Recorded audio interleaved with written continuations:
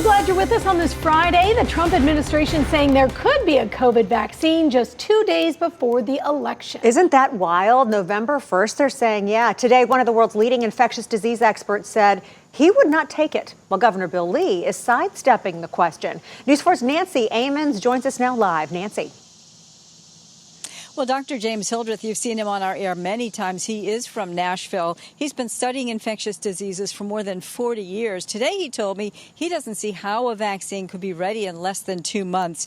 Meanwhile, Governor Lee has been saying this is encouraging news, but he also says there are miles to go before this is approved.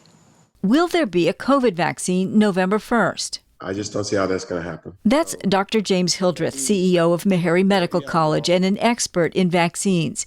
He calls the early data encouraging, but says the phase 3 trials are just beginning. It would be a huge mistake to rush a vaccine out into the public that doesn't work, because that's just going to make the level of mistrust even greater than it is now. Thursday, Governor Bill Lee's administration announced the federal government reached out to Tennessee to begin the planning process of distributing a vaccine. We have been notified that we may get a few 100,000 doses. Dr. Lisa Piercy is the Tennessee Health Commissioner. I'd take that November 1st with a grain of salt. First of all, nobody said November 1st for us. They've said November, and sometimes time frames get pushed a little. So the phase 3 trials will not be finished by November. Governor Lee was asked, would he get the vaccine? Would you consider getting vaccinated with the COVID-19? Yeah, I'll do what I think every Tennessean ought to do, and determine if they believe it's safe and effective vaccine, and then talk to my doctor about it. Unless an independent group of scientists had a chance to review the data,